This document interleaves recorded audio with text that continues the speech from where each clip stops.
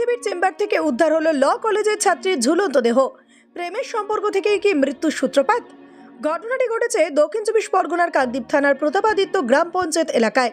স্থানীয় সূত্রে জানা গিয়েছে, মৃতার নাম সোনিয়া হালদার, বয়স মাত্র 21 বছর, বাড়ি কাকদ্বীপের গান্ধীনগর এলাকায়। পরিবার সূত্রে জানা যায়, সোনিয়া স্থানীয় ল কলেজের প্রথম বর্ষের ছাত্রী। প্র্যাকটিসের জন্য প্রতিদিন যেতেন কাকদ্বীপ কোর্টের আইনজীবী শেখ মনোয়ার আলমের চেম্বারে।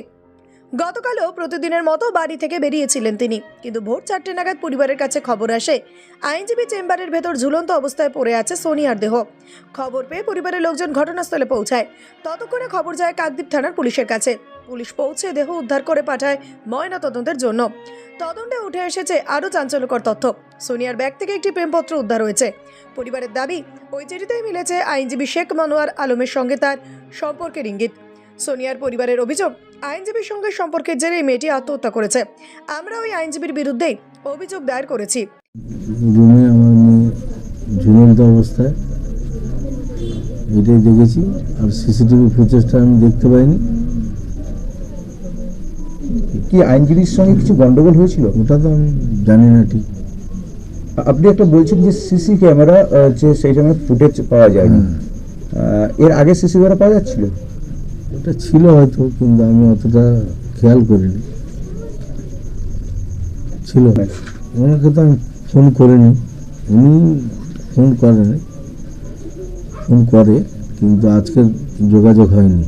মেয়ের সঙ্গে শেষ কখন কথা হয়েছিল আপনার? আজকের এখনো পর্যন্ত আমার সঙ্গে কথা হয় না। সকালবেলা যা এখানে বেরিয়ে গেছি, আমি যেরকম ফোন করি 3টের দিকে, ওরকম ফোন করলাম।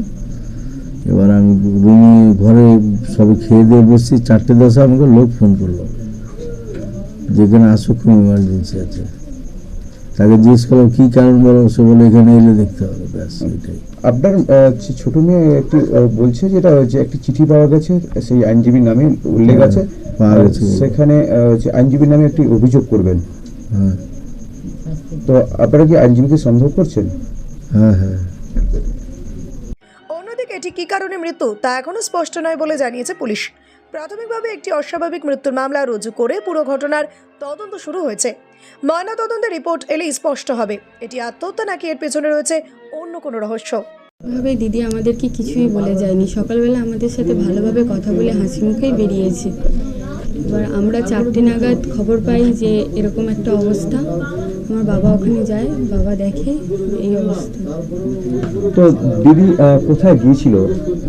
দিদি হচ্ছে ল নিয়ে পড়ছে, ওখানে একটা উকিলের কাছে মনোহর আলম যার নাম, তার কাছে দিদি ল নিয়ে শিখছে বিষয়টা। দিদি ওখানে প্রায় দিন যায়, সকাল 7:30 নাগাদ যায়, আবার বিকাল 6:30 নাগাদ ফিরে আসে।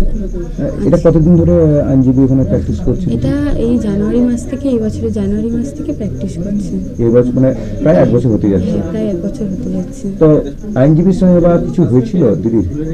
আইনজীবীর সাথে কিছু হয়েছিল কি না হয়েছিল আমরা কিছুই জানি না, কিন্তু আমরা কিছু চিঠি পেয়েছি ঘর থেকে, সেটাই আমরা এখন দেখছি। আমরা ওনার প্রতি কেস করতে চাই।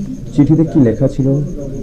চিঠিতে লেখা আছে যে অনেক গোপন কথা লেখা আছে, যেটা আমরা জানাতে পারি না। ওখানে কি লেখা আছে? আইনজীবীর নাম লেখা আছে? হ্যাঁ, ওখানে আইনজীবীর নাম লেখা আছে। তাই জন্য কি আইনজীবীর নামে অভিযোগ করতে চাইছেন? হ্যাঁ, অভিযোগ করতে চাই। তো এই যে আইনজীবীর সঙ্গে আপনারা বলছেন যে একটু চিঠি পেয়েছেন, এটা এর আগে কিছু দিদি জানায়নি? না, আগে জানায়নি দিদি কিছু। দিদির নাম কি রয়েছে? দিদির নাম সোনিয়া হালদার। আপনি কে হন? আমি ওনার বোন। আপনার নাম?